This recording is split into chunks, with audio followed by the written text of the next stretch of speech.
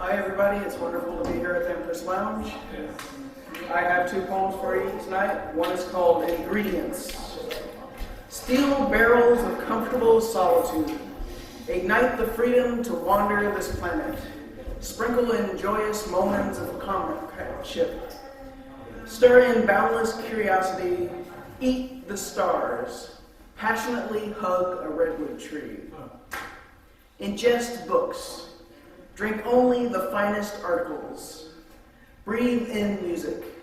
Dress thyself lyrically. Dance yourself into ecstatic oblivion. Have staring contests with flowers. Follow thy muse across the universe. Stay up until the orange flame of dawn. Try to nap, suckling on clouds. Listen. Explode in experience with joyous abandon. Thy muse shall whisper and scream between cracks of light at midnight, if only you provide the space to breathe as you ride this whirligig of existence. You must only transcribe the symphony that tap dances upon the winds of time.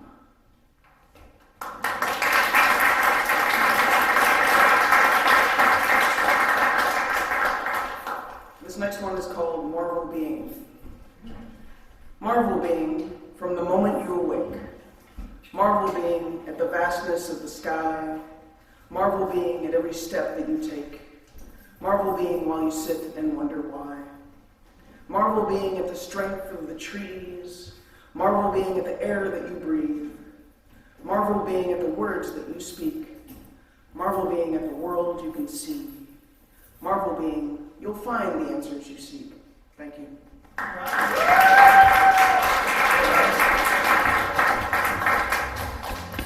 Always wonderful. Let's hear it again for D.L. Lang.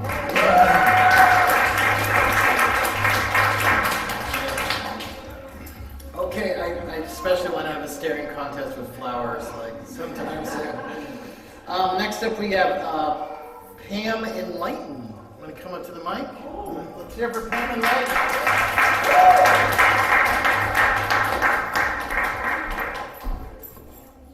Hello, my name is Pam, but my stage name is Enlighten. I am here from Maryland, so we're just traveling through your lovely and thankful to be a part. So my poem is kind of focused about suicide awareness, and it's called Don't Pass Me By. So, on the verge of tears, feeling like I want to die. But can anyone see it? Can they recognize the pain in my eyes? With shallow greetings from my comrades who barely say hi, how can I expect a perfect stranger to pick up on the desperation in my life? See, there's a need for humans to feel part of something bigger than themselves. So where's that warm touch when my heart is in need of help? So many times I get consumed with what's bothering me, but if I venture to look beyond myself, I see millions in need. With the boom in technology and conversation at your fingertips, you think people will be more available. Well, you think people will be more capable and friends will be more available. But the truth is, we've become emotionally disabled. It's okay for us to talk, but friend, please keep your distance. I'll hit you up on Facebook, but you can't be part of my everyday existence. You see, social media is my new outlet. It allows me to be me. I'm free to say whatever I want and have no personal accountability. I don't need to be engaging, expelling unnecessary energy day to day. I have 5,000 followers that cling to what I say. Who cares if I'm lonely and in need of a human touch? Twitter tells me I'm adored and that my followers love me very much. See, the beauty about this system is I can be who I want to be, not limited by what's real. Because if I don't like what I see, I can always crop it out and paint my new reality. See, the problem with people that I see every day, they know my imperfections, there's no place to get away. In a place surrounded by thousands, and yet I still feel alone. Lonely with no real connections, no place to call home. So when you're walking in the hallway, look me in the eye. Examine the temperature of my existence. Please don't pass me by.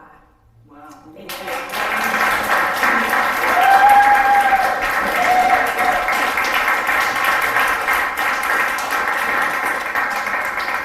I am so glad you found, you're just passing through? That's such an important poem. I love that poem. Thank you so much for sharing. It was perfect for right now because we're all dealing with that, you know? So thank you so much. And I didn't realize that she's a freshman. So give a really big round of applause. Really appreciate it. So you guys, the bathroom is through there if you guys want to know. Should you need to use the bathroom, it's right there. You want to? Yeah, you know what I have to do. I gotta do my job. All right. So next up to the mic, we have Joe Bailey III. Let's hear it for Joe Bailey III.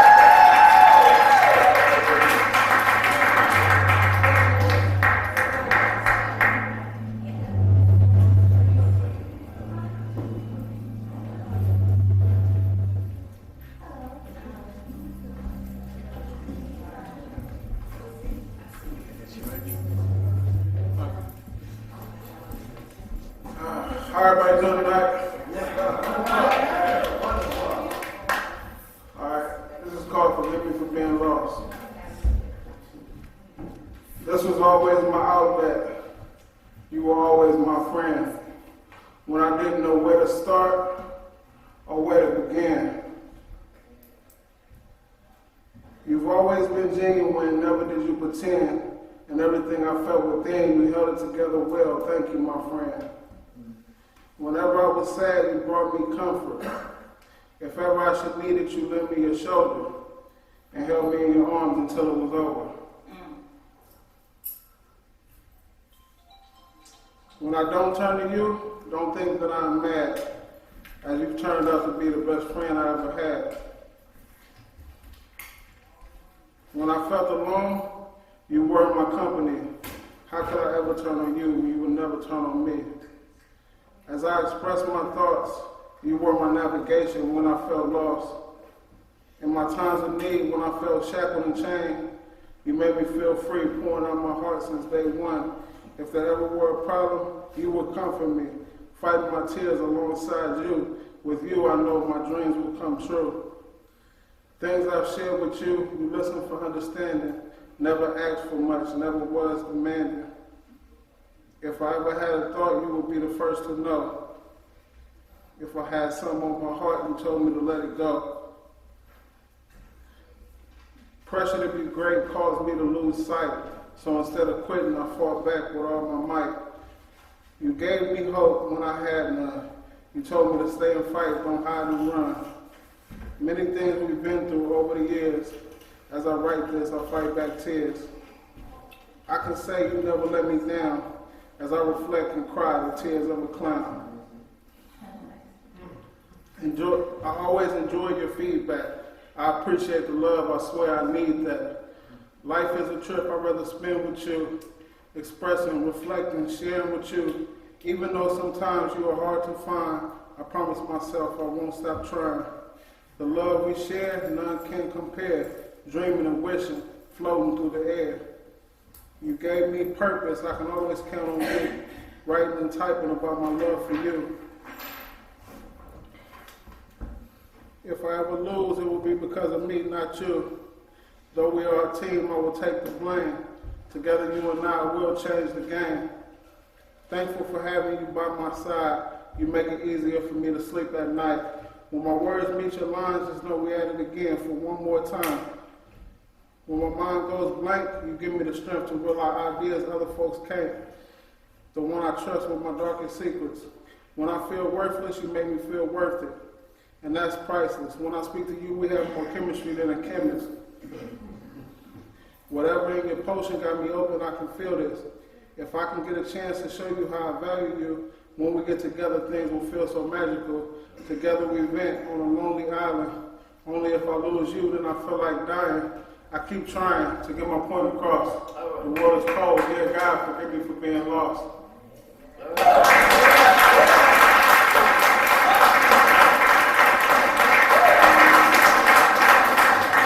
So we all love that poem, but can I tell them why they love it even more?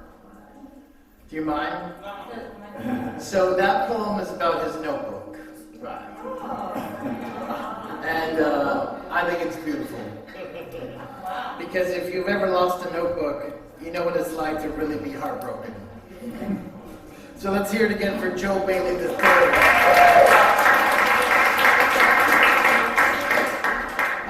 Next up, we got another veteran coming up tonight, and she's got 2 books out on Amazon. Check her out. Let's hear it for Geo284.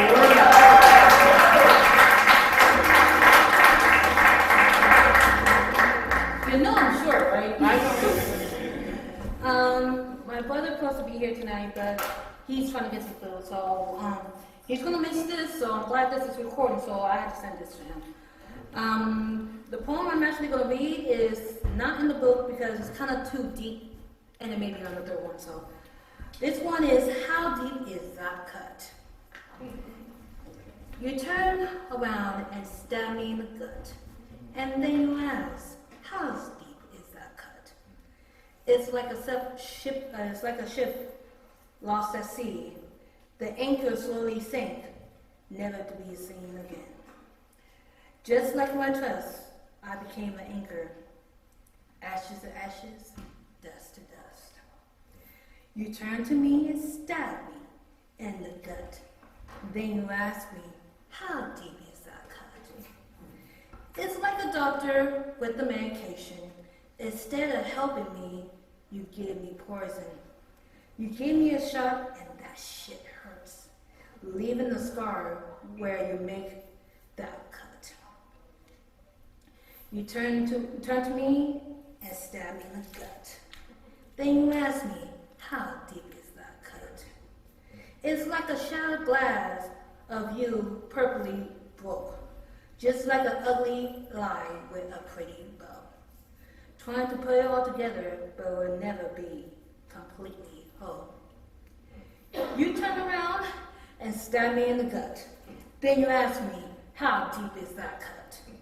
You look in my eyes as you plunge in your knife. You smile at my face as you plunge it deep. Watching me die, you're satisfied, but there's only one problem. I'm still alive.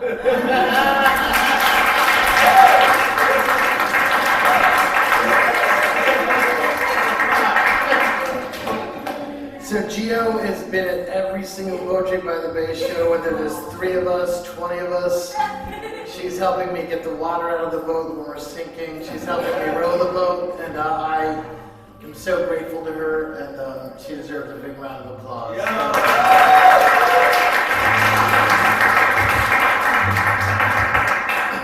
If you guys didn't know, there's another show that I do at the library the second Monday of every month. It's called Poetry in Ocean with Jeff Kingman, and it's more of a round table read, and we talk about the poems and exchange them. Anyway, I met this poet there recently. Her name's Audrey. She's going to be coming up next, and let's give a big round of applause for a freshman, Audrey Lee.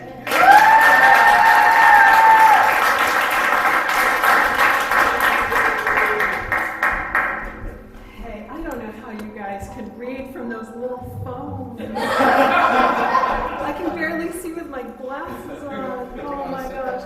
Oh, sure. Yeah, that's fine. Thanks. I'll just sit my cell phone something. I'm going to read just 2 short ones, hopefully. Shortish. Can you hear? Yeah. All right. 1/8. You've heard this. 1/8. What did the native do when her teeth grew long and her hair went thin? How long did she live? My grandmother in her youth, so long and thin, wore starched white linen and married a vicar.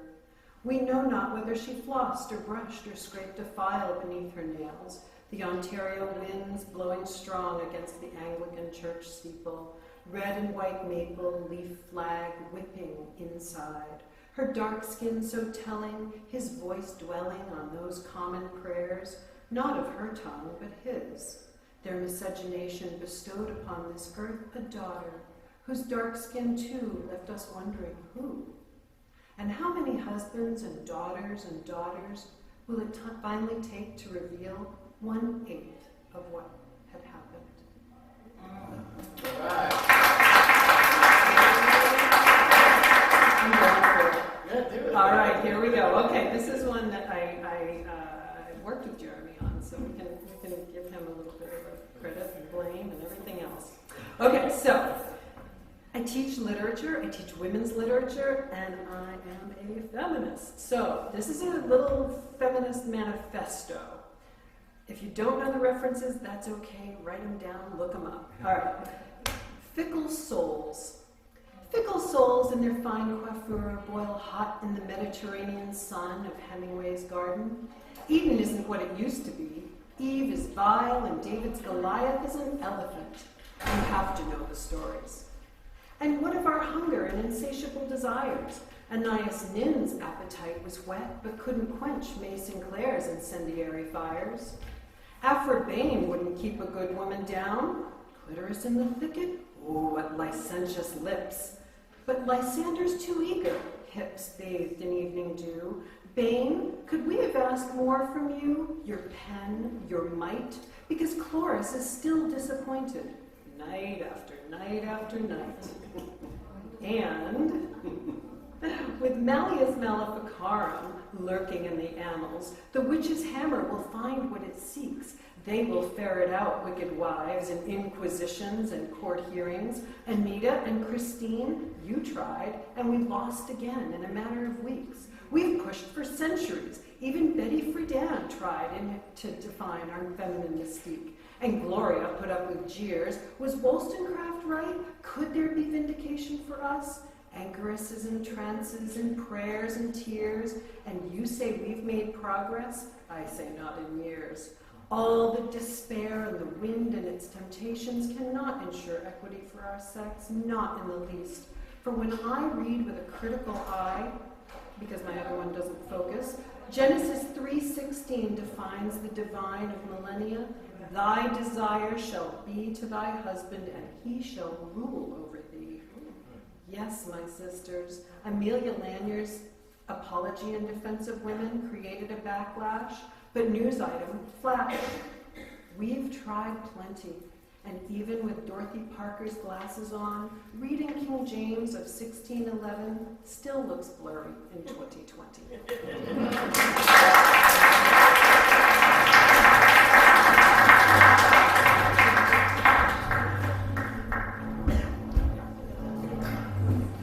And I want to say I appreciate the fact that I got to work with you on a feminist poem. We sat in front of the fountain if the library was closed, and it was a beautiful day.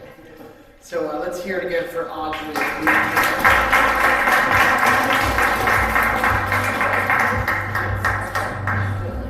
So next is one of the most important women in my life. I have a daughter now, so she got put down just a little bit. I'm just kidding. But a really talented woman, and I love her a lot. It's my mom. It's Deanne Allen. Let's give her a big round of applause.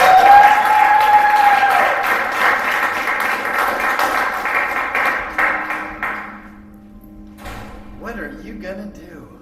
I don't know. You'll be surprised. Mr. Poet Laureate. Yeah.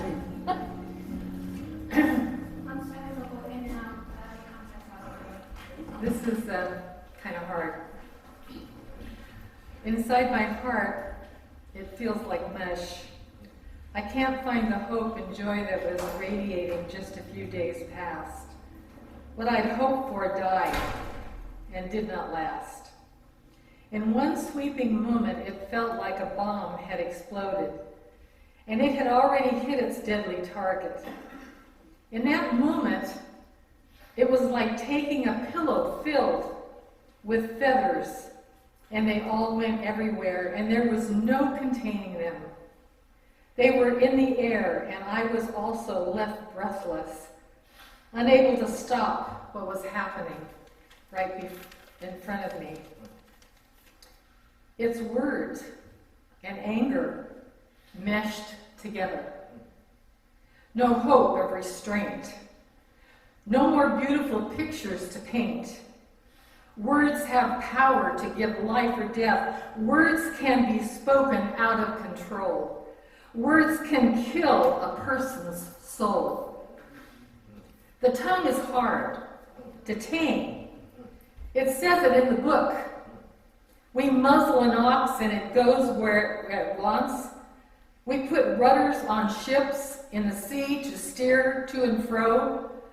But we can't control the one little member in our mouth, the tongue, that throws darts and arrows directly into the target, which is another person's soul. What do your children hear you say?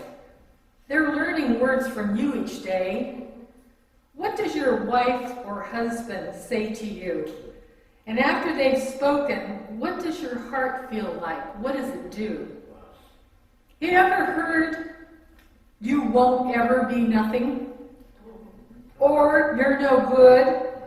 Or you're just like your father? Or you'll never do it right? I'm picking myself off the floor. I'm trying to find the door. Went to the pool today. Didn't want to go and didn't want to talk. Nobody knows what's going on inside of me right now, but if you could take a peek, you could see a leak where my heart is crying, is trying to heal. It will. Just takes time. And writing this poem, not making it rhyme, because it can't. It's healing. Time. Time. Be aware of what you speak. So be swift to hear and slow to speak and slow to anger. My answer came today. Something I'd been afraid to do. Not in an angry way, but to confront. And I did it. And something changed and rearranged in me.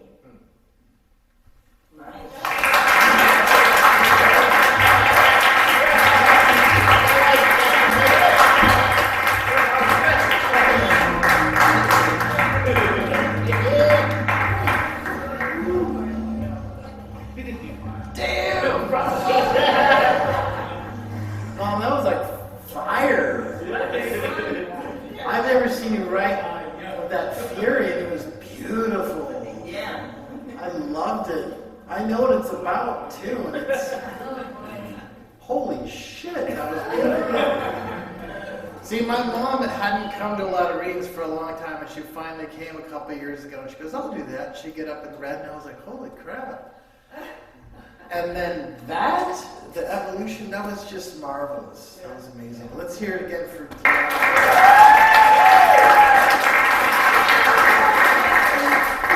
And more importantly, what you spoke of is the cathartic process of what poetry can do. Instead of like harboring resentment and anger and letting it out in this lashing things, we get it out like through the pen. Yeah. And it helps with the soul. And what you did today helped kind of, that writing itself is a healing process. Yeah. And if it isn't enough, I'm here to listen, okay? I love you. Okay. Wow. You just totally not surprised me because I know you're capable of it, but that was... She blew your mind, basically. She blew my mind.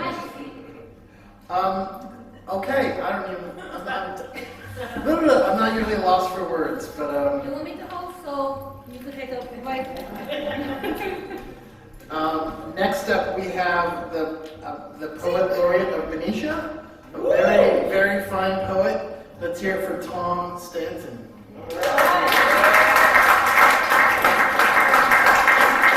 got fun, man.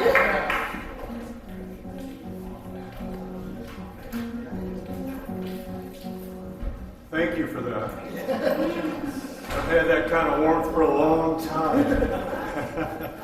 It's usually better after just a little. Wow.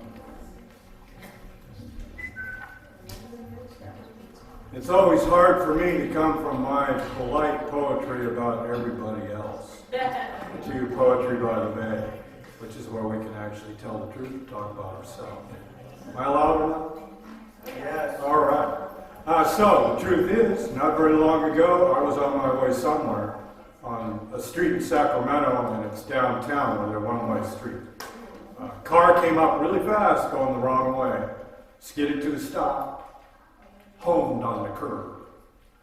Guy gets out, he's taller than I am, and I'm sure a whole lot stronger, he's younger. He's got sunglasses on. I'm holding a cup of coffee and this. He says, "I'm really sorry we have to have this altercation."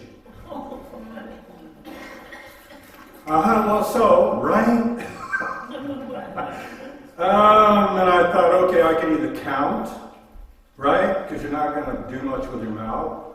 And I knew not to put the cup of coffee down on the pavement, even though it was burning my hand. Right? So, I wrote a poem in my mind. I figured if, this was a moment we romanticize about, I'd much rather go out with a poem that made no sense. And this didn't happen very long ago, and the poem's not written in a normal way, so you might have to bear with some clumsiness. Is that all right? Yeah. Thank you.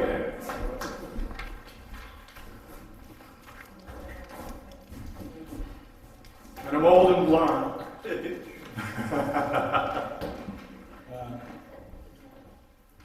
It's called, because it said it on the lid of the coffee, number 903. First line. What did he say? What did he say? What did he say? What did he say? What did he say? What did he actually say? It doesn't matter. It doesn't matter. 1, 2, 3. 1, 2, 3. Well, he was going to do a poem. But then it turned out that poem did him.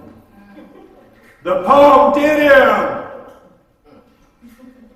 The poem did him. It did him. The poem did him. It did him well.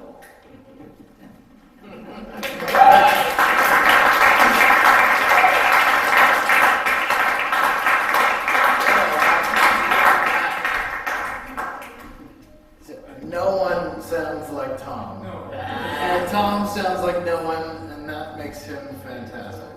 Let's hear it again for Tom.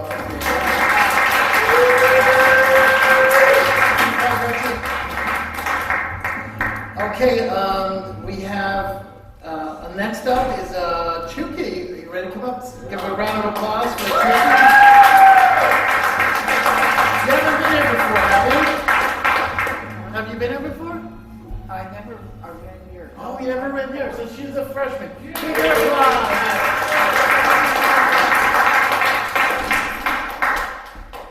Thank you very much.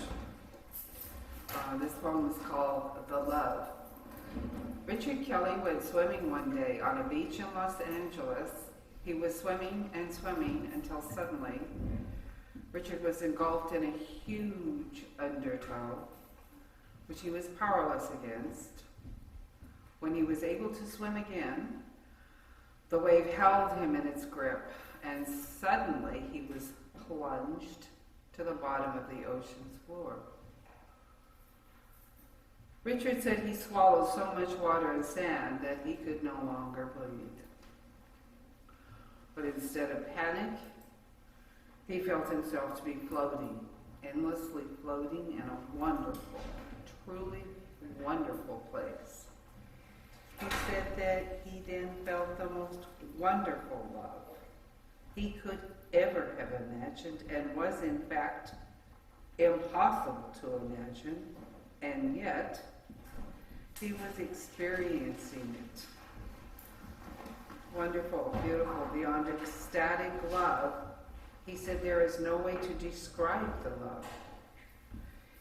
He felt enveloping around him. Absolutely impossible, because there is no love like this in this world. Finally, Richard swam back to shore, where he lay on the beach for a long time. No one seemed to notice him. It was as if the people scattered throughout the beach simply did not see him. A boy of 14 who had drowned and come back to life.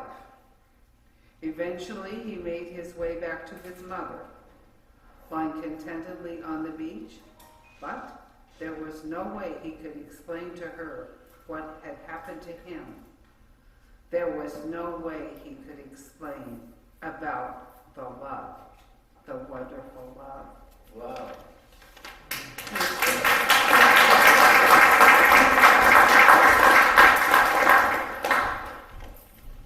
One more? Sure. Okay, great, thank you. State of the American psyche. All too often, we run from the obvious and the credible, choosing instead lies and craziness. Choosing craziness means to embrace the irrational and the highly implausible. Is it something in the water? Poor quality and highly prejudiced media reporting. An acquired deficiency from absorbing too many unchecked chemicals seeping from the water, earth, and air. Or are we just a young country in the infant stage?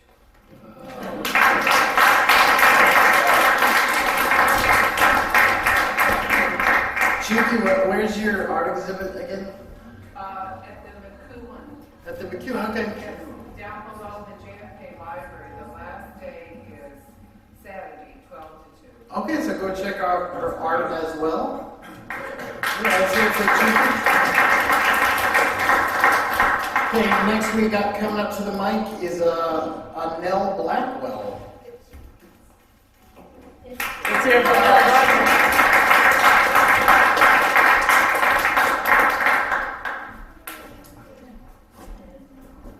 Actually, without my glasses, the adrenaline rushes in his back because you're all a blur. I've been up here before, but not for a long time, so it's feeling a little rusty. It is, perhaps, unfortunate that we are neither completely crazy nor quite sane. So that when we once again find ourselves in the deep end of the ocean, we do not throw up our hands and sink, or strike out bravely towards shore, but instead tread water and wonder who will find us first, the sharks or the rescue planes. I have the feeling the Dalai Lama wouldn't have this problem. He would float serenely, emanating bliss, while the circling sharks formed a perfect mandala, and overhead the angels would sigh with a smile of relief.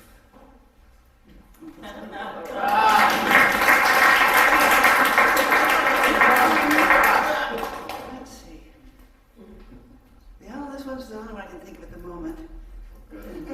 It's a long, but it's called Muse, and I think it's probably one I did the last time I did this, which was about 5 years ago. So, she dances before me like sunlight on water, and fair is her laughter, the winds born of summer.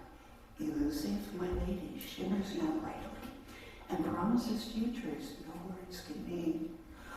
Sweet wonder, she stirs in me hungers, awakens the sadness of dreams unfulfilled. Always before me, she leads me through darkness, while blind to the danger, my hopes rest on her. Precious the tokens of love that she leaves me, yet frail seem these talismans when alone, until, read aloud, infused with her power, the verses leap off of the page and take hold. Ever and ever I turn to her, seeking glimpses of majesty held behind walls that melt into nothing. For when I am with her, I pass through the keyholes of doors things are possible, nothing forbidden. Here in the realm of the muse I must follow. That's what she asks in homage. I strive for, to share with the world all she gives me to feel.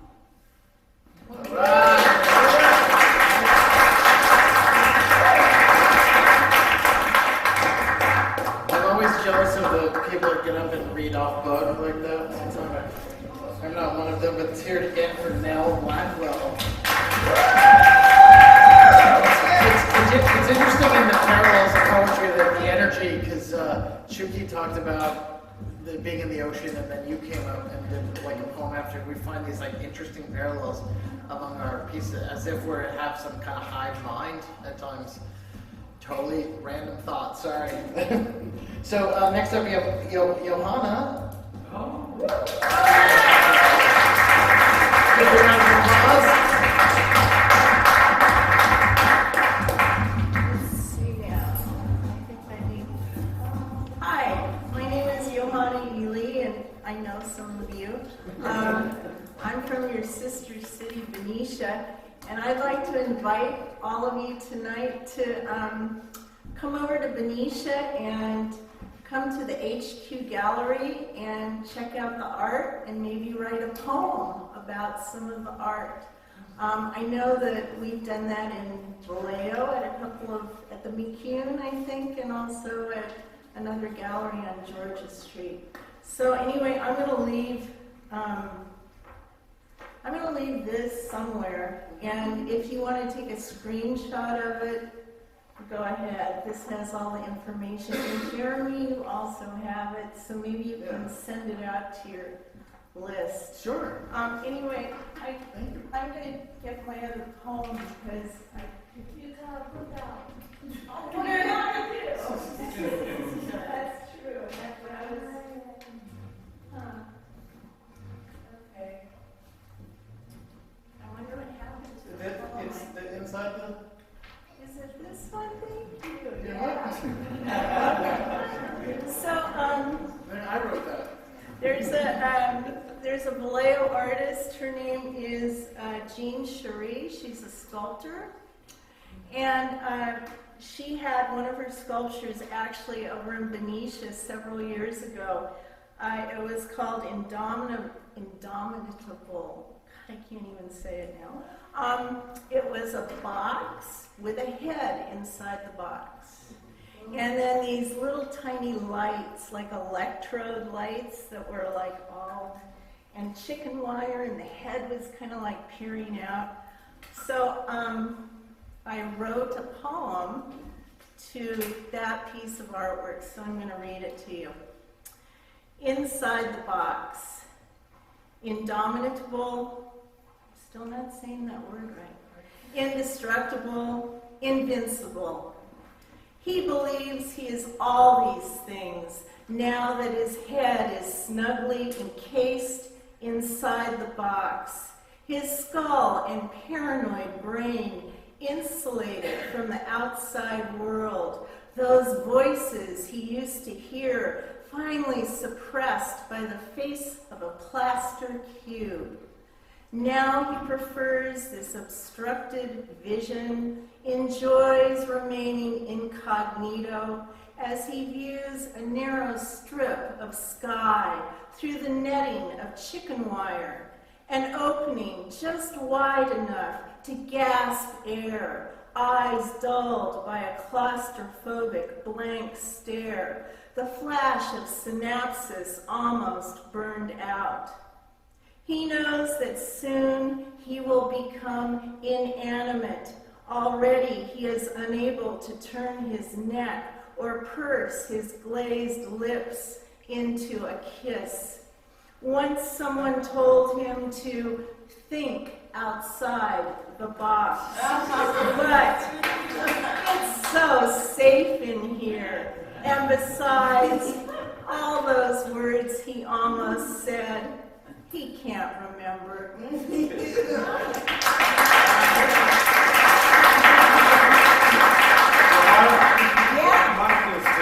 What month is the art show? Oh, okay. So it's March 21st. It's a Sunday afternoon. No, it's a Sunday evening, early evening. And all the stuff, it's a lot to tell you, so I'm just, Yeah, I'll pass it. yeah. So if you're interested, and I really hope you are, because it is really fun to, go and check out art and pick up a piece, and who knows, How can they contact you? How can they contact me? It's on there. My email is on there. That's the only way. Okay. Yeah, or talk to me later Good. tonight. I'm here. Okay.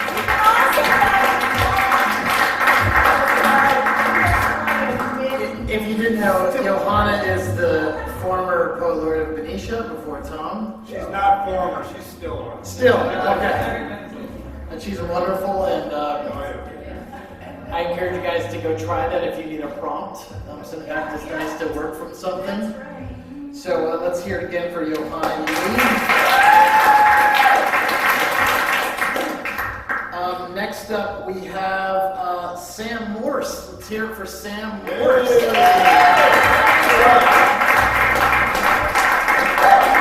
Sam Morse. Oh, Sam.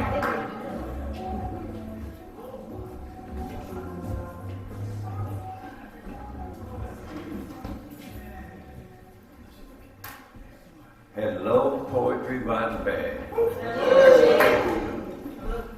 I have a mentor, he passed away a long time ago. Black face, black curly hair, gold teeth, and sunglasses. His name was Lightning Sam Hopkins, the greatest Texas blues man ever to live as far as I'm concerned. And he said, Katie May was a good girl, but she lived her life too fast. And so I heard that, and I said, well, I'm going to go a little further with it. So we all hope that our loved ones don't live their lives too fast, and if they do, they'll have a better place to go. Amen. Don't go like this.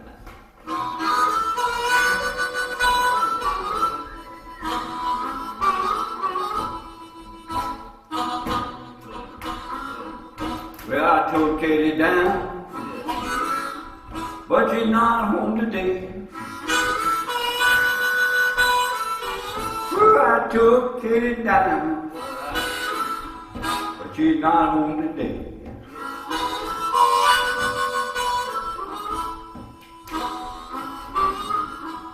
Lord, if you get a chance, pray for old Katie May.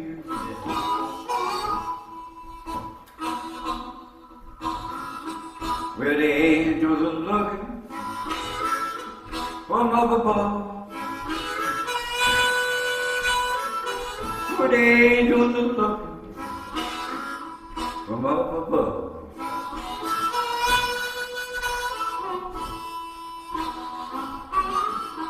Yeah, I'd like to see his sweet kids, 'cause he's so filled with love.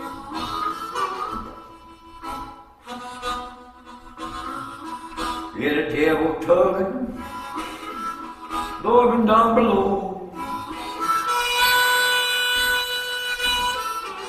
Where the devil tugging, from down below.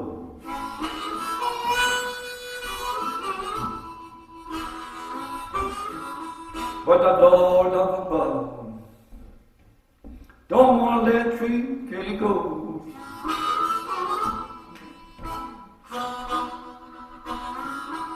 If you get a chance, pray for Katie May. Oh Lord, if you get a chance, pray for Katie May. Otherwise, it's been a whole time lying there in the grave.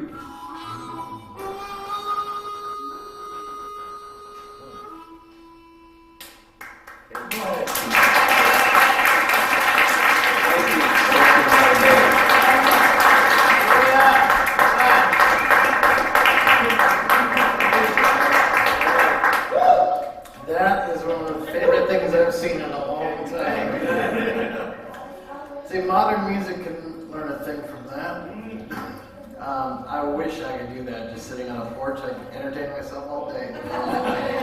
But let's give a big round of applause for Sam.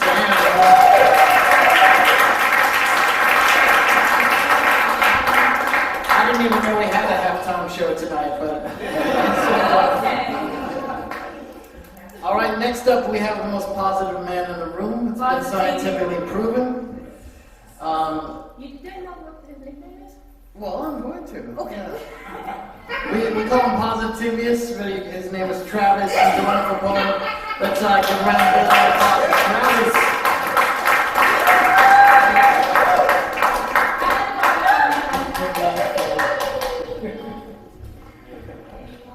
Hello, everybody. This is a beautiful place.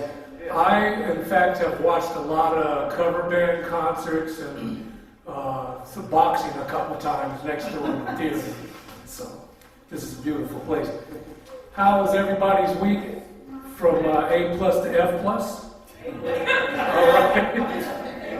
Nobody cat died, the goldfish didn't die. I have two quick pieces to share with you.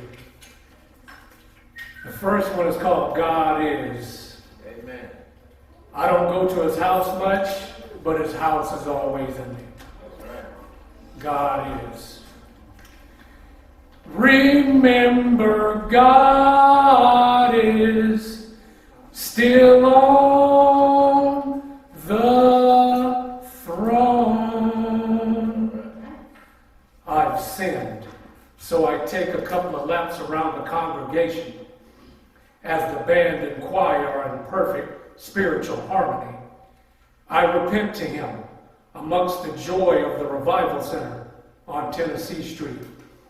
God is listening, and he forgives me as I reflect to my 13th year on earth at Good Samaritan Church when I walked the aisle to get baptized, only to look back and see my mother and grandmother crying and reaching for me. God is the sunshine and the birds chirping. God is the air we breathe. He is the rude awakening when we find ourselves going down a destructive path. God is the environment and the mountain ranges and bodies of water all over around the earth. And most of all, God is always with you through good times and bad times, through sickness and health. Remember, God is still on the throne. Blessings.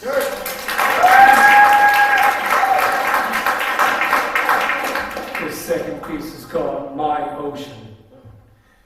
Like a bald eagle, I dip in my ocean and clutch something to eat in between my mighty talons.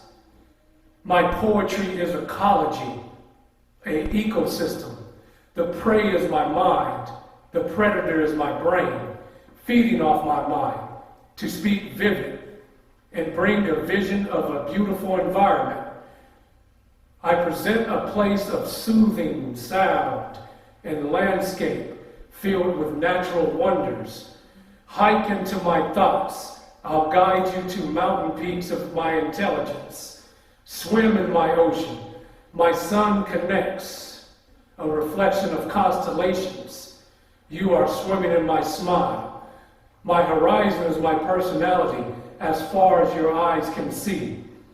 The faraway view is alive. My hope gives you hope. My ocean gives you a breeze if it is too hot. And ones who are thirsty, a Seattle, Washington rain quenches your thirst.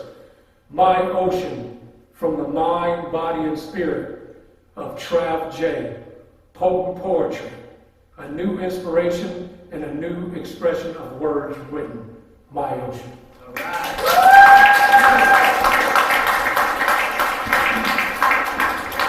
We all love Travis, and Travis has been here almost all the time. I think he's been here from the beginning.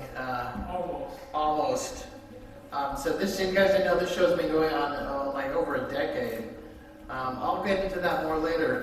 Let's hear it again for Travis. I will say we're really happy to be in here. I think we should live here. I think that we should live here. I'll say it like that. But I need you guys to come so we can live here. Because these walls were made for poetry, I think. I think it's beautiful. So thank you again for being here tonight, making this happen. So next up we have Lady D. Stepping up. Can we hear for Lady D?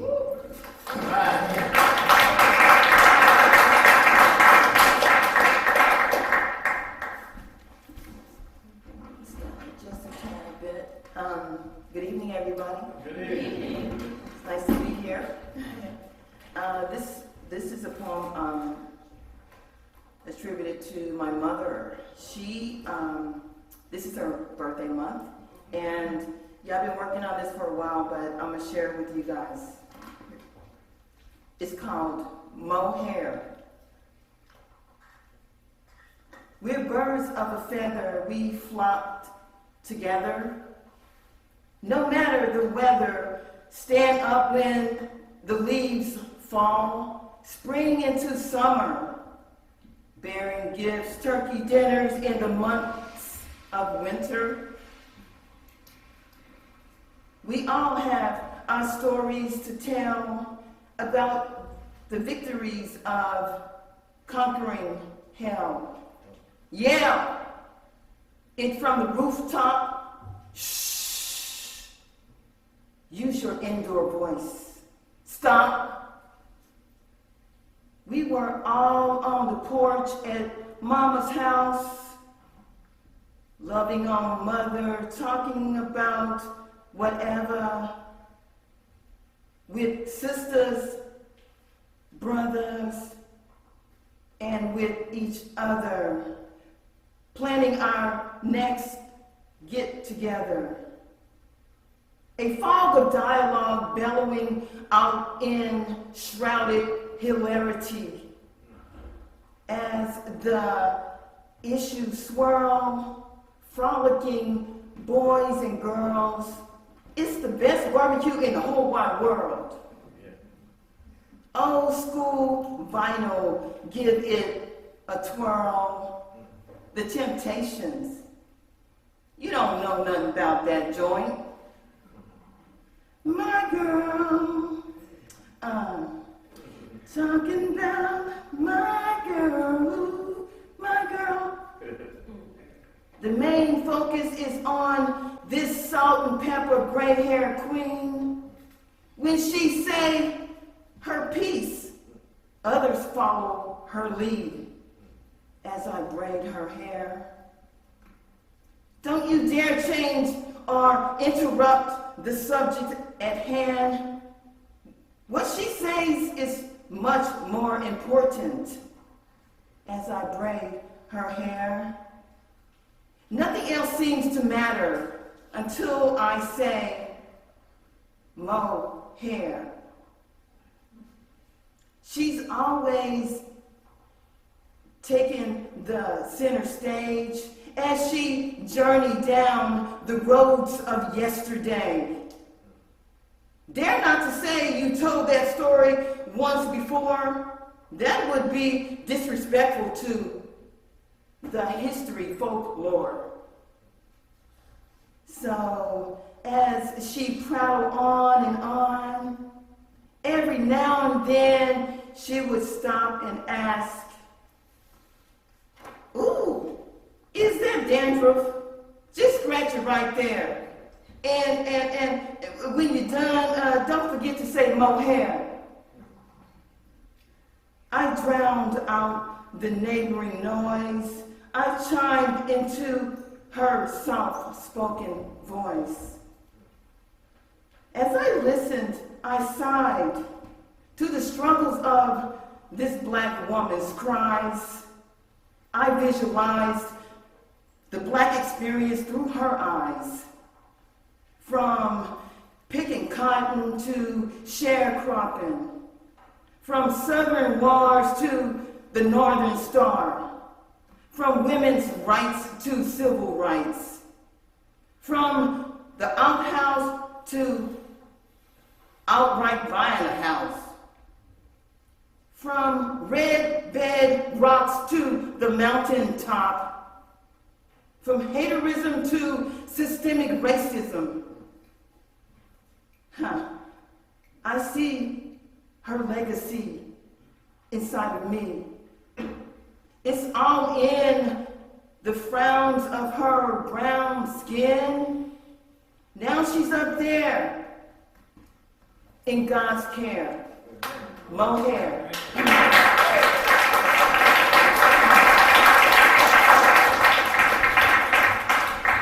That's some beautiful imagery. I painted a really good picture. I could see all of it on the porch and everything, but I loved it. Let's hear it again for Lady D.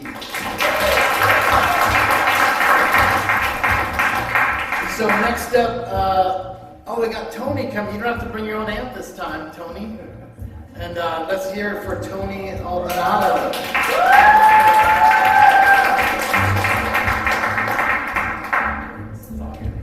Oh, you brought it anyway. Well, yeah, it's Bluetooth. Oh, nice. Yeah. You do what you want. Sorry.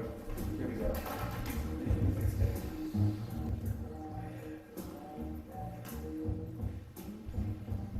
Thank you very much. I'll do one poem today, and I'll dedicate this one to all the poets in the house. And I love this little bitty city by the water. I love you, Vallejo. Here we go.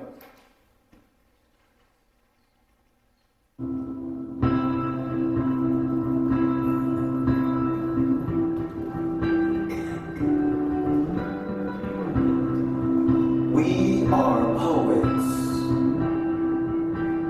We're at open mics. We're not that hard to find. We'll massage your temples, touch your hearts, and masturbate your mind. We are poets. We can take pretty words, put them in a poem, and plant a mental seed.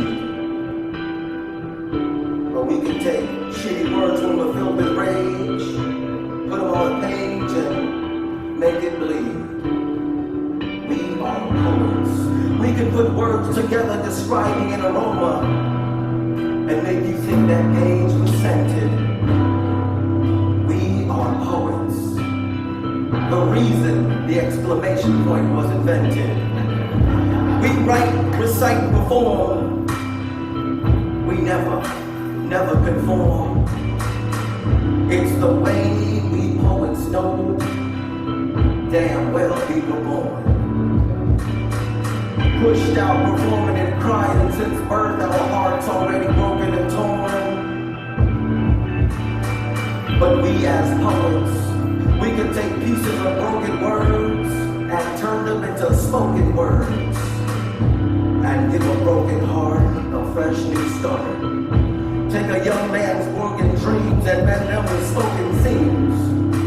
We are poets, blessed and filled with words. We create with words, relate with words, transform and relocate hearts and minds with words. We say things like 5 times 5 divided by pi equals the number of rainbow stars in the sky. And have you asked why? We are poets. It's simple mathematics times dramatics factored into a poetical third eye. And the answer in the back of your mind's book is even simpler. We are poets. Ay, ay, ay. Love making, keyboard breaking, erotic poets. We can make a pen, make love to paper and make it come. Make words intoxicate your mind like a strong Puerto Rican rum. We are poets.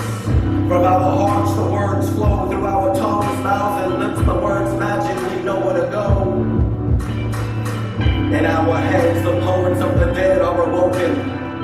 We speak from our hearts with the voice of the broken. We are poets, this much we know. We give birth to words, touch Mother Earth through words, and at open mics Open our mouths and pour out our hearts through words. We write and rewrite and double check the last rewrite, cause we know the last rewrite is the one that has to be right. We are poets. We share our breath with words, and we will write and recite until our death with words. We are poets. Thank you for that.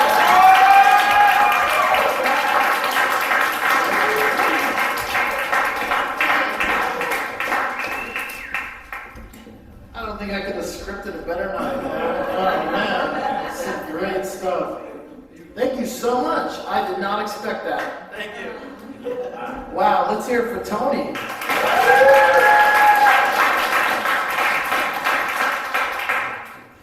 All right. Next up, we have a very talented poet. She's got books out, CDs, and everything, and she is another person that's been with us for a long time, always holding us up. Let's have a big round of applause for Lily.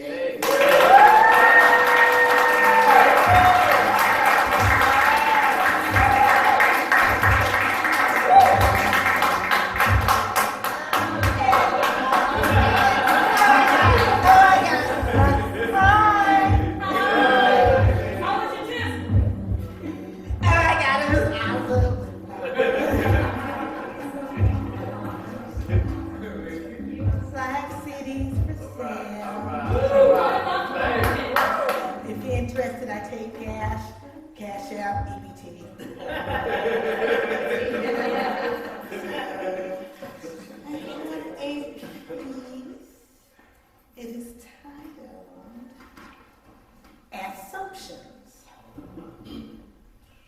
While in conversation with a male colleague of mine about relationships, he had the audacity to tell me, that's why you can't keep a man. Right? As if his words rang true. Hell, he can't even stay true to his own wedding vows. Yet somehow he thinks that he has the gift of gab, and that his words will grab my attention as well as talk me out of my panties. Look at here, bro. If you were my husband and you did half the shit to me that you did to your wife, I'd be a widow. No cap. Your funeral would be held at a garbage dump. That rotten corpse, known as my dearly departed spouse, would take his final nap buried 6 feet underneath the rest of the trash. Your eulogy, handwritten by me, of course, would read, "Here lies the remains of the culprit who contributed to our messy marriage, whose vile ways left a stench on my body that I couldn't wash off. Infidelity seeped deep down into my flesh whenever he climbed on top of me. I laid down with that dirty dog and our bed was infested with fleas. When he wasn't disposing his toxic waste inside of me, Fido would bury his bone in backyards that didn't even belong to his owner. He roamed around like a junkyard dog and tried to hump every bitch in his sight.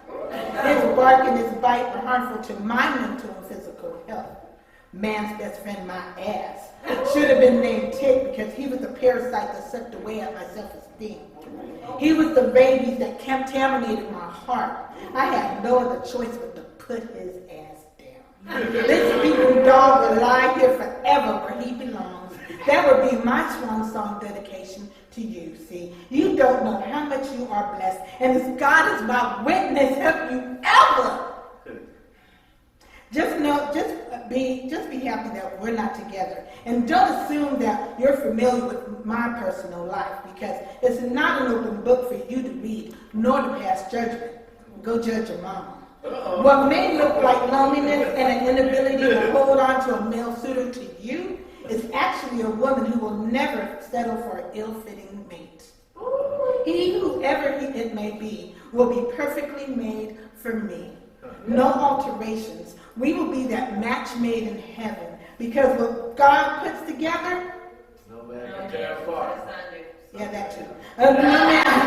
No man can put asunder. Won't he do it? Yeah. So please don't assume that I can't keep a man.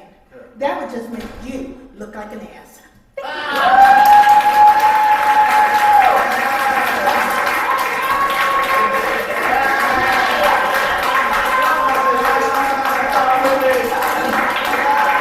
I love that piece. She started with last the first time I heard it, the guy said, that's why you can't keep a man. I was like, oh, there's a fiery bomb coming now. Let's hear it for Lily Misbehaving.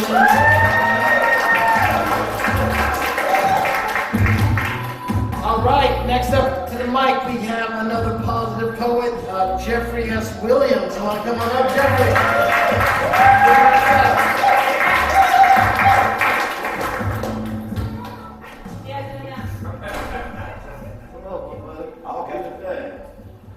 What's up, Poetry by the Bay?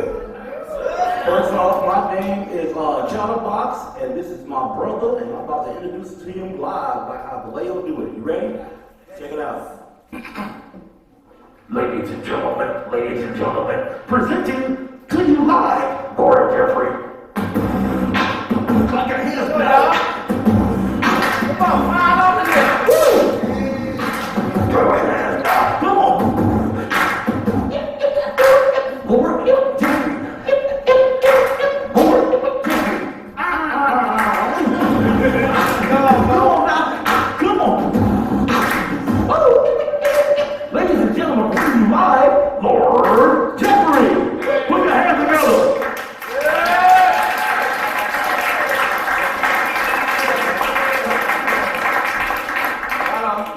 That's real live beatbox master right there.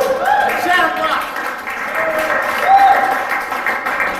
First of all, I'd like to thank everybody and Jeremy Snyder and everybody for being here, and I thank God most of all. You know what I mean? This is a blessing for me. I'm from Vallejo, California.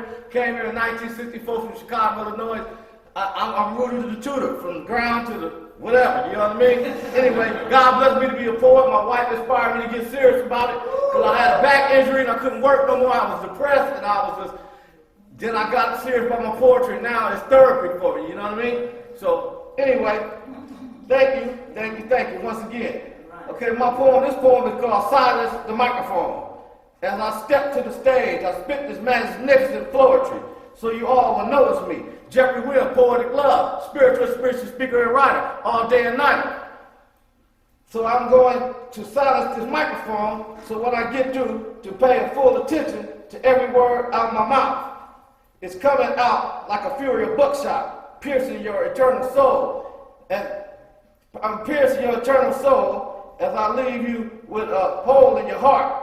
In His name is a spoken word that I'm bringing while I'm poetry vibing. Yes, this ain't no jive, while I rock the show like a professional poet with the poetic music, flourishing.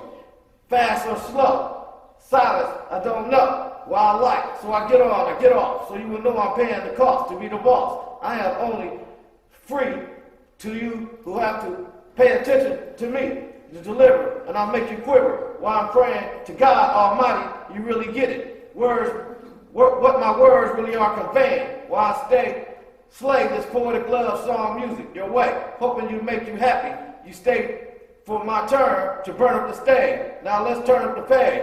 Let's let the secret out the cage. Let you know all that how I stay from being engaged for the fire that's not to your or my desire, especially not pleasing to God Almighty, who is all the time alrighty with you and I. So now, since I got done hot from the heat of performing what I came here to do, I will now silence the microphone so I could go on home and get fresh, dip, dressed, and be impressive so I could write a lesson of how I get down and I was once lost, but now I'm found. So now I had to ad-lib that because my nerves is a little bit of tripping. But anyway, okay, now I'm going to bring it like this. Once again, my name is Jeffrey Will, Poetic Love. That's my pen name. You know, I'm a poet, and now I'm here to show it. I'm here to bring it. Sometimes I like to sing it, but then I'm just going to write it, and I'm going to be delightful, insightful, and I'm going to say it, and I'm going to slay it, and I'm going to thank God, and I pray it, and I'm going to get on down, I'm going to be profound, I'm just going to do it, and I'm going to get right through it. I don't know which way it's going to come out, east, west, north, or south, out my mouth. I'm just going to get on down, and I'm just going to say it one more time. Jeffrey Will, poetic love, blessed by God up above. Spit this here lyrical flow and let you know how it go. Like a professional mouth spitter, gang Twitter, like a rocket flying, like a bird flying high in the sky, straight out of cage, like, you know, a bird that's locked up, enraged, and now Once again, now they got me up on this stage. Now I ain't on the street corners no more. Now God has blessed me and impressed me to just do what I can and let it flow and let it go like a professional gang spitter. And I ain't on Twitter. I'm on Facebook and Instagram, and my name ain't Sam. Once again, my name is Jeffrey. Wait up for that glove. Blessed by God up above, and we're going to do it, and we're going to get right through it. And one more time, get the gas slaying and spraying, and that's it. That's all. And I'm the ball. Thank you.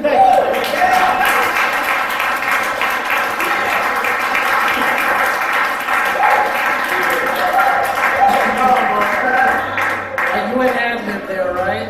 Yeah. Oh, let's hear it again for Jeffrey.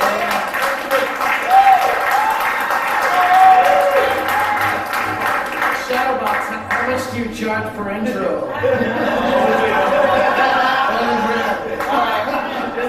I just thought maybe, no? All right. Next up we have a freshman, Antoinique. Did I pronounce that correctly? Antoinique, let's hear it for Antoinique. Come on up. Big round of applause, come on.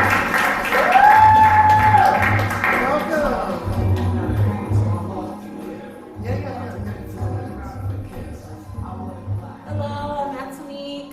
I'm going to do 2 short poems. The first one is called Black Sheep. I was inspired to write this by my family. I was in a hard time, and I love poetry, and every time I'm in a bad space, I go to poetry to write. So, Black Sheep. Was she different? Was she weird? Was it the curls of her hair? Fitting in never felt comfortable. Being herself didn't seem right. Being loud, being quiet didn't matter. There was always still a fight. Her heart was cold, her soul was dark. When she began to search for the light, they loved her. Laugh out loud, not quite. Who do I be? Where do I go? Questions that clouded her mind. Love from her family was something she may never find. Okay, that was it.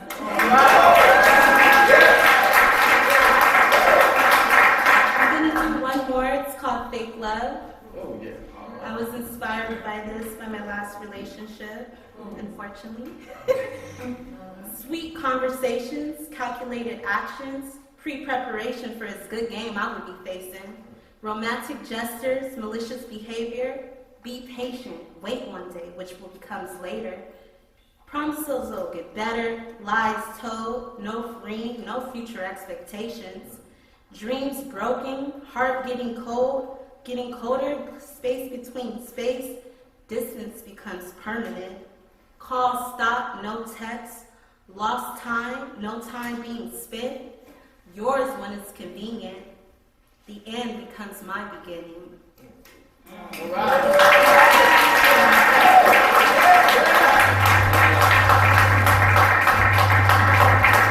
Have you read in front of people before? Antoinette. Have you read in front of people before? Me? Yeah, you. Actually, this is my second time. Oh, you did great. All right. So, we encourage you to come back out and hang out with us. That was great. Let's hear it one more time for Antoinique. Okay, next up to the mic, let's have a round of applause for Remo.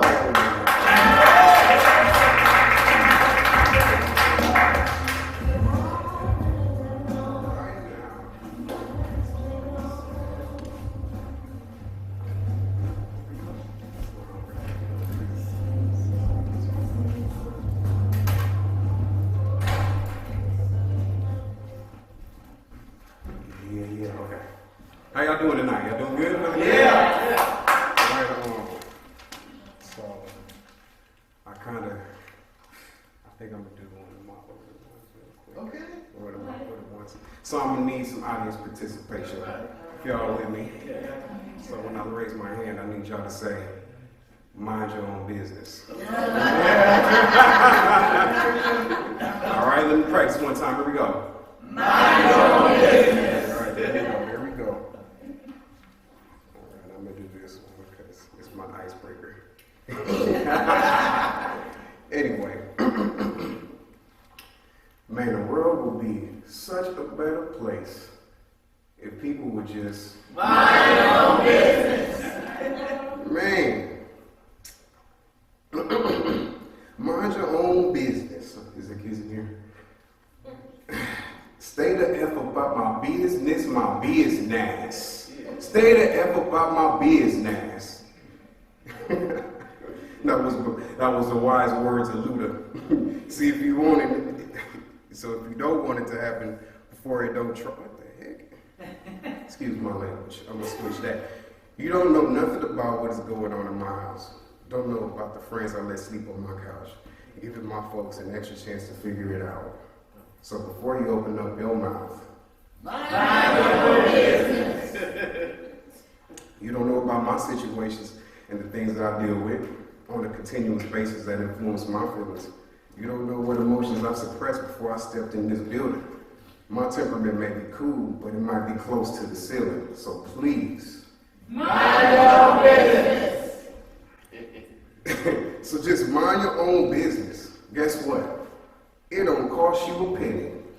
But maybe you all in mine because you don't have any. I'm just trying to be friendly. But if you're idle, then be that alone with your blunt in your hand. But in the meantime, just mind your own business. Mind your own business. So when you see me at my job, oh co-worker, and I'm trying to work, you see that sexy girl coming by and she's trying to flirt, but you're trying to get that promotion, so you're trying to find you some dirt. How dare you try to come up and cause your brother some hurt? Please, my friendly co-worker, mind your own business. Now, what will you do when you hear some shots outside your house? And you try to walk outside and try to figure it out. But see, that shooter sees you and then he knows you seen him. So he chases you down. More shots fired. Now you're the one crying and bleeding when there was no reason for you to be a part if you would just mind your own business. That's all you gotta do. Moral of the story? Mind your own business. There you go. That's my mind your own business.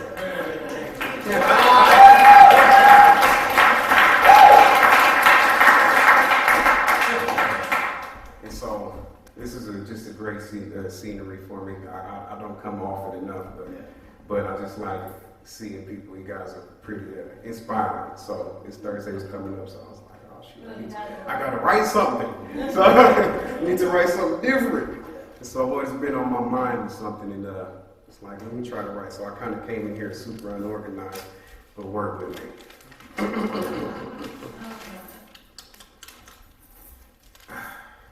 This world is cold. Y'all agree? Yeah. But I think this winter has reached colder climates. Armageddon has a new name. Call it the coronavirus. I'm mad at Trump. Man, I'm mad at Trump. Maybe I'm sort of biased in feeling somehow he's responsible with outspoken violence, securing the border lines, and starting with North Korea. You think that they resort to silence? No. It's morphin' time. And I think they were over China being the sole provider and needed to restore the balance. And how do you knock off a giant? Coronavirus. It's mortifying. Literally. People young and older dying. Got me looking for the signs and symptoms of all the kinds of ways to identify them. Now they're out organizing, law-abiding citizens, treating them like old pariahs. People in quarantine don't even know what the time is. Man, forget that coronavirus, man. I'm supposed to be chilling, enjoying the islands. So when I hear about this coronavirus, I'm thinking, no more dying, no more chilling on the islands, no more seeing that sunset over the horizons. It's more important stuff out here. Like choosing Bernie over Biden. What you gonna do? I don't know. Next Super Bowl with my 49ers. You know what I'm saying? World Series for the Giants. San Francisco, baby. San Francisco native. But my hometown declared a state of emergency. Got my city all in crisis. Forget this coronavirus. Treatments and cures everywhere. Eating food and choke behind me. runny nose, cold, and sinus. If you know the Lord, though, we know he's a healer if you know the Bible. Forget that coronavirus. Stand strong on that guy, because if it's any cure, they just overprice it or hold it private, saving it for the highest bidder. I gotta read my terrible handwriting. So at the end of it, don't fret over no coronavirus, because there is a Jehovah Jireh, the Lord provider. And you see my healer, there's no one higher. So I advise you guys to get to know his power. Forget that coronavirus.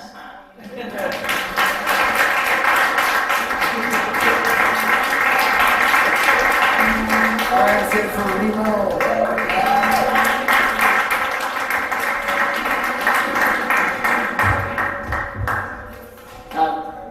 I had a bad joke. It was a dad joke because my Corona Extra, but it didn't work. So next up we got Daniel B. Let's get a round of applause for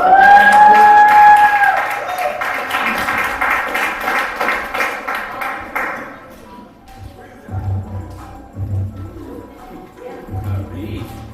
Might just go straight freestyle. Hello everybody, I'm Daniel Ely. Typically I freestyle a lot of my stuff, but you know, today's a good day and I have some stuff written.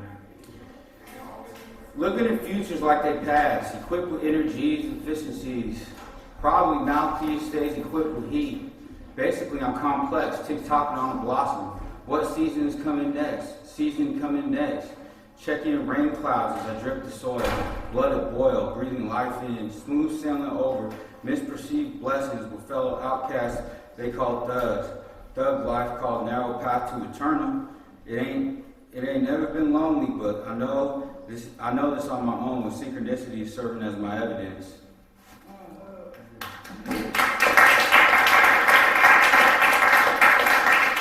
And then I wrote this one kind of as a therapeutic thing for me to get over an obstacle in my life.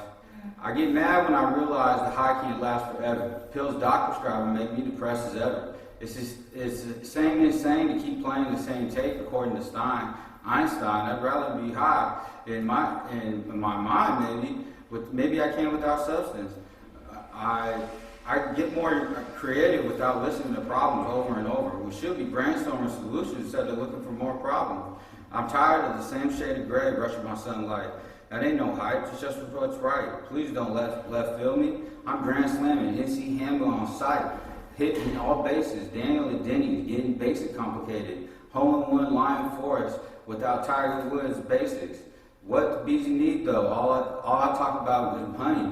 H&M Fitted, she probably about that money. Me? I don't need to feed off of me. Too hard for the radio, made for me. You should know that I'm Ozcat and Thizzle Facts and extra packs. Bring it back, bro.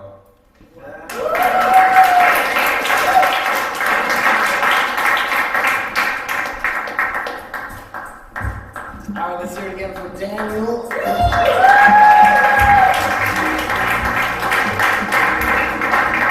So next up, we have the man that actually built this house.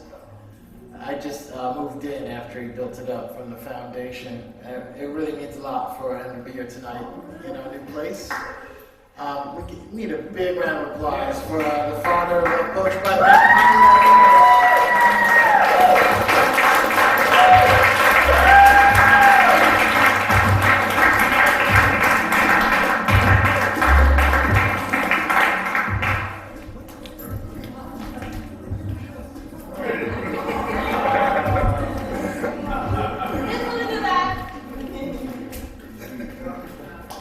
Hello, how's everybody doing today? Feels great to be home. Oh, goodness. I'll give a quick synopsis 30-second synopsis on what's been going on in my life. I quit my job of 15 years with the federal government. My wife and I own a shop in Oakland now, and we are doing that. And also, the next time you see me, I'll have dreads. So.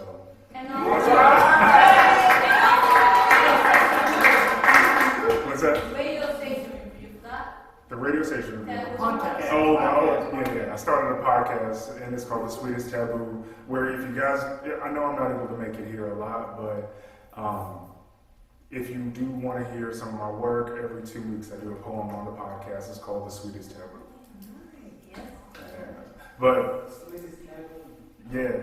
before I do a poem, I just want to thank you guys, Jeremy and the vets of Poetry by the Bay, for keeping this going. It's an amazing, amazing thing.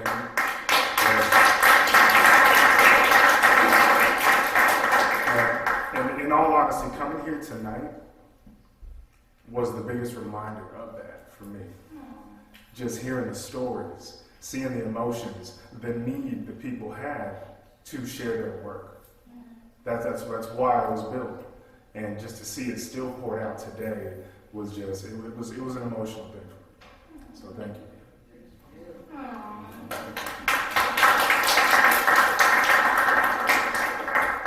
So now that I'm self-employed, aka jobless, I got a little more time to write. So this poem was originally about when I stopped working at the federal government. It's called Breaking Branches. I studied the wind, calculated the fall, scared to put my all in risking the nest. If I could only make it through the winter, wrestle to find my center, spread my wings, jump, and put my worries to rest, I'll do it. After I pay the debt down. Wait, that's how regret sounds. Procrastinate becoming great, a setup for letdown. There is no pot of gold in the drawers of your cubicle. We pocket our destinies to pursue lives that others deem suitable. Clock in to find that it's always business as usual. Clock out, pursue what's beautiful. I'm talking purpose, not perfect. New chapters, same book, same person, new look, more conscious, less shook, all verses, no hook. We're born to be kings and queens, but operating as rooks. A lot of wisdom in the crannies and nooks. Elevate within first. We're taught the opposite of the truth, keeping us dumb and mute. Easy to steer aloof to the power that's within. The proof is in the question. Now back to the root. I studied the wind, calculated the flight. No longer scared to put my all in because I've realized that it's all in me.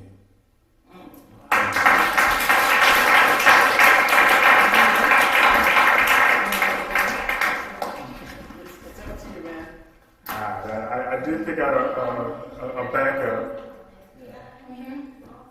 Okay. It's along the same lines because I'm kind of going towards a motivational because, like we know, poetry is our therapy. Right now, in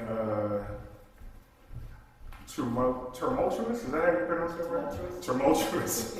In a tumultuous time, I'm doing a kind of a motivational speech for myself. That's pretty much what I'm writing. So I share it because, someone else might need it as well. So this one's called Playing Small. I had a life event this morning. I retired from playing small. I worked hard at it for over 20 years. My spot was filled by the afternoon. Too much time consumed being managed by someone else's tune. Comfortable is a lullaby. Intoxicated and getting high, release the I'm just getting by attitude and fly. Realize that your potential is beyond the highest sky. Why for so long did I play small? Fear undermined my purpose, steered away from what made me nervous, when the courage to face the impossible was always there under the surface. Let it breathe. Let the curtain covering your greatness fall. Don't waste another second of your life playing small, because either you're all in or you're out.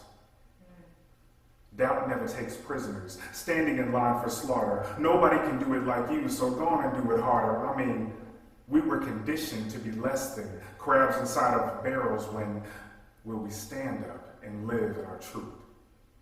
The status quo never existed. We're soldiers who enlisted based on faulty sales pitches, like the recruiters who used to come to the school. brainwashed as an infant before forming a sentence. Ask me how I've been, and I've jumped out of the nest. Sorry. Brainwashed as an infant before forming a sentence. Ask me how I've been since I've jumped out of the nest. I dare you. At times, lost, others elated. But what's new? No longer waiting on someone else to provide me what to do. I'm seeking inner peace, showing gratitude, releasing each and every insecurity because the universe is me. I retired from playing small. Thank you guys.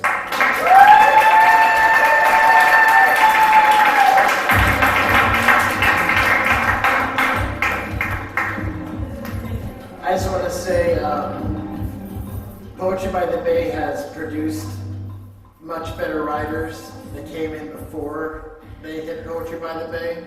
But what Kyrah taught me, I was always pretty good at poetry. I could speak it, but what Kyrah taught me is how to appreciate listening and how to hear poetry, because I wasn't listening before. And that made me a better writer in the process. Right. So none of us would be here without him. I'll give him another big round of applause.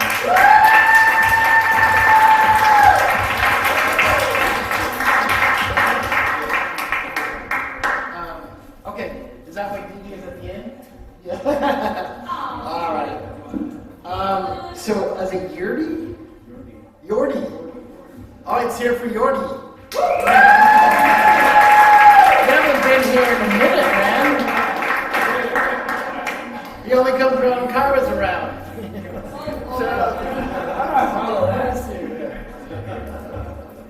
It's hot. Wow, changes. It's a new spot, and there's so many different faces, and I wasn't gonna come here because I didn't write anything down. And then I saw you come in, and then everybody else in the old spot was performing, and I got really excited. I said, how do I follow that? Right? So, actually I never write anything, so let me just see how the energy's doing here. I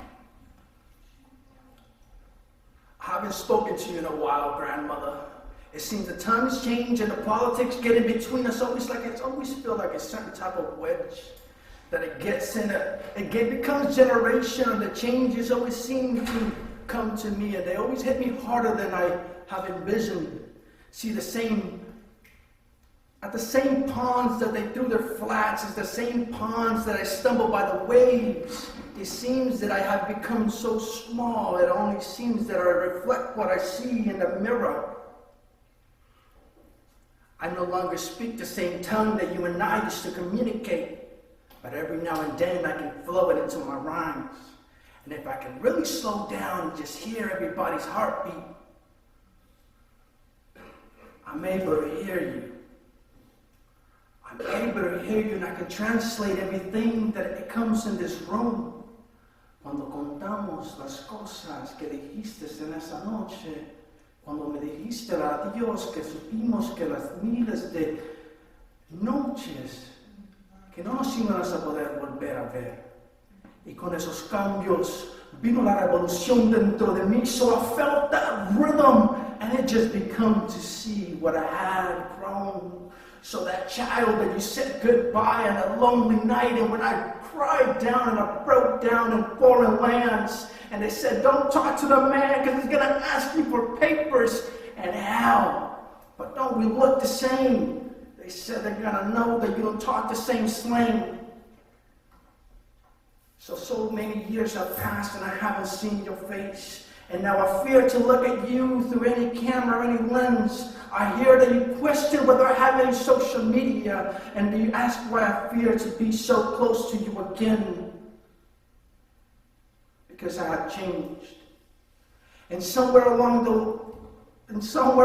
line, I lost my roots. See, I had to chase other cultures to assimilate, to find my way home and find my way back to you. So I learned history, and I ducked into books. Now I gotta repay a million trees because I fell in love with those notes. And on my rhymes, and I try to assimilate those greats that came before I. See, it was my grandfather that made the trekking line to cross those borders to get me where I am today. Pero también fue Pablo Neruda el que dijo las cosas más bellas en esa noche cuando venían a hablar de la revolución en Cuba. Y si hoy estoy en este momento hablando en español en un cuarto que tal vez no puedan hablar ni siquiera una palabra,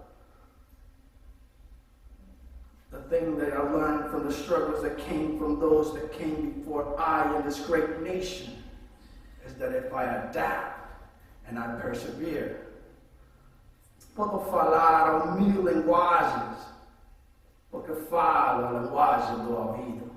Thank you.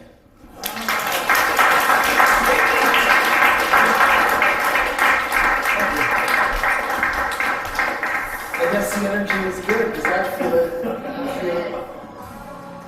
That was wonderful.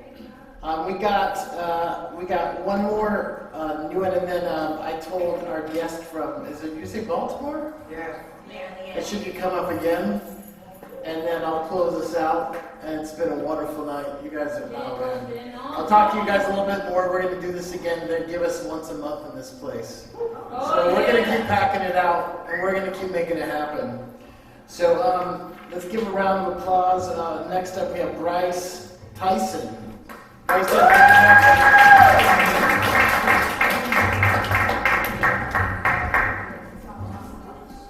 So I'm new to Vallejo. I've been about a year now, and I actually didn't even know this was going on. I just thought I'm just going to go to the Empress Theater and see if there's anything happening, because there was jazz here on Wednesday, I think. And so I thought there might be jazz, and then I do poetry, so I was like, okay, cool. So I just walked into this poetry thing. Anyways, I just love the energy. The poetry is just so authentic and so real. So, okay, so let's try to do this.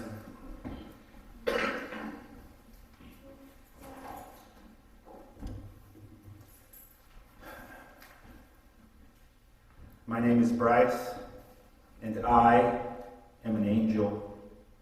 Just like you, I am an angel. Skin is ripping, wings are unfolding, eyes are becoming suns. I am an angel. And I get caught up thinking I'm this, of skin, of hair, brown eyes, a man. I am more than this. We are more than this. We are sacred. Sacredness is not conceived when one believes the wine of thine is not theirs, chooses, agrees to be a one, ignore and shun magnificence. When key is held inside the hands, a world within, not far off lands.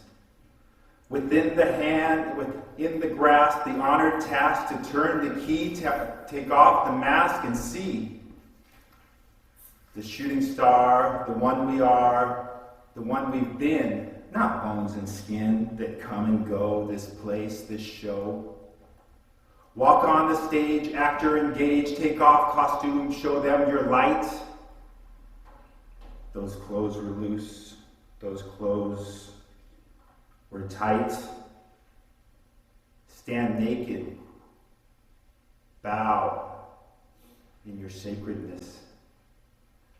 Skin is ripping, wings are unfolding, eyes are becoming suns. We are angels. And if you question this, look in the mirror.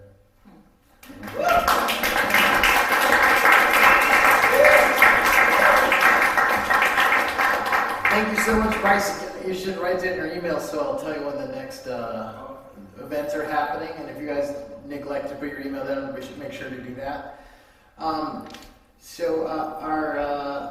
Let's have Enlighten come back up. He came all the way here to be with us. And we'll give you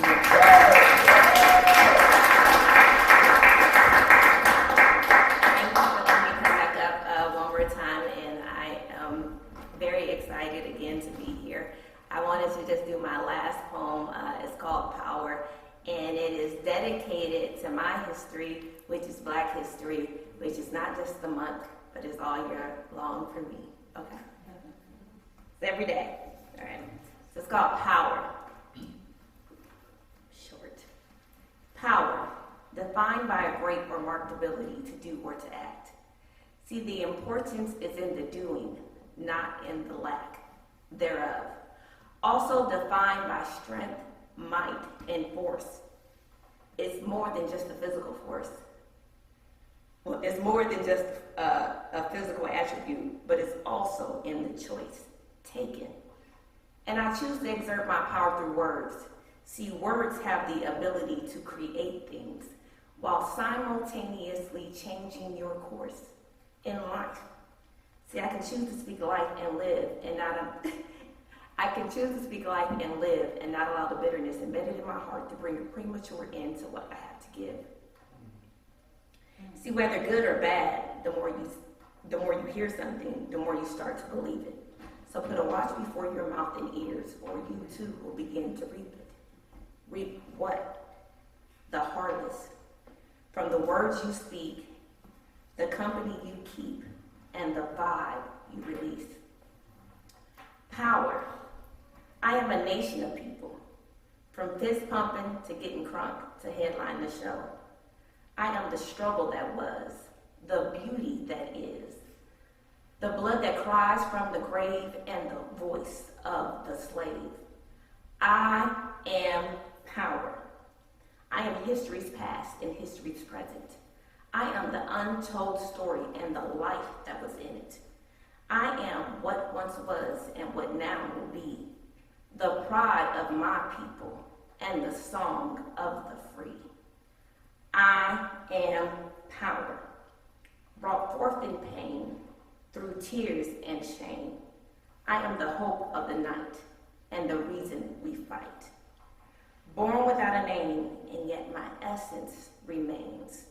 I am the rise of a king and the glory of his queen. I am the rhythm in your feet and the groove of the beat. I am power. Power. Who would have thought that being exhausted would have sparked a revolution? Or the formation at a Super Bowl could cause so much confusion?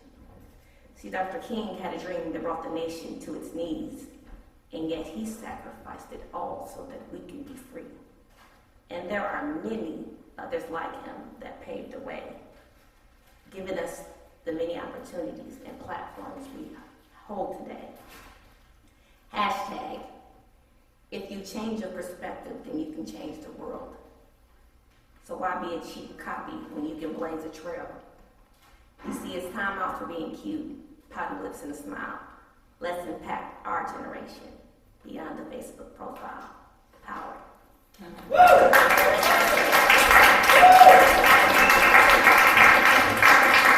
I'm so glad you shared that. I'm glad you found us. You found us tonight. It's been a magical evening. We need to give a big round of applause for Keith, for DJ. And the only way we can pay Keith is by giving him a few minutes on this microphone. Yeah, so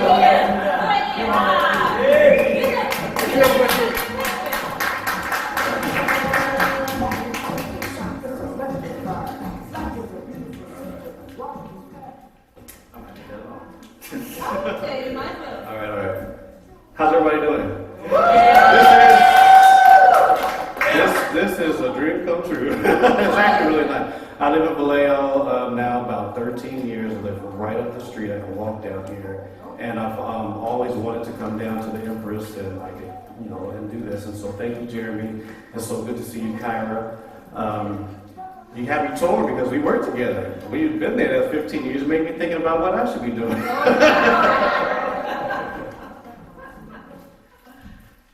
And because it's work, oh, wait a minute. What's going on? Sorry about that. So there's a poem that I like to do like every day, like a daily mantra. And so I'm just going to do it. In the center of my chest, my heart knocks, shaking my bones out of their box. Once grandiose ideas and passionate pursuits have fallen from heaven and get drowned like old boots. Dark and mute, my inner self grew ill. Frozen through and blue, my best stood still. Locked in confusion, set against my will, my great expectations eclipsed by life's hill. But determined for change, I forced the risk in vain. I got up the nerve to reach past this pain. I found a bridge stretching back to before, full of heroes, strong and brave to the core. They achieving their dreams by setting the curve, beyond earlier limits, never losing their nerve. Willing to serve, listening to be heard. Harvesting goodness with every word. So remembering my dreams, to the inside I must turn. It's a spirit of wild horses that will forever burn. And it's a lifelong yearning to quicken my pace, to see success written on my face. I'm never giving up or forgetting my list. One after another, a building block of bliss. But when almost defeated by years of tears, when fear of success clogged my ears, and under a mask, this face hid in the grave, scared what others believed or had to say. But like the wiser man, I woke up from the lies of today. Instead of relying on instead relied on my creative hands to lead the way. Curled and gripping, writing works of art, unveiling a truth of self and gracious at heart. Now this face is lifted, never to fade, a nurtured, humbled winner, no longer delayed, wearing a cultural mask and a long royal cape, matching ancient treasures and bright landscapes. Standing with broad shoulders, tall in pride, I found that grace was always resting inside.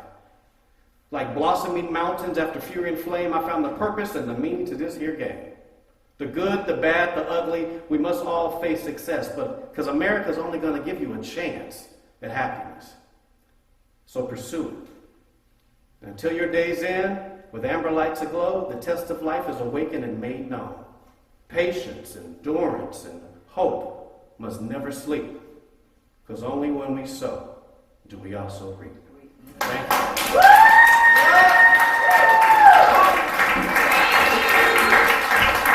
See, we would be totally amiss if we didn't hear that poem. So Yeah. it's here for Keith. So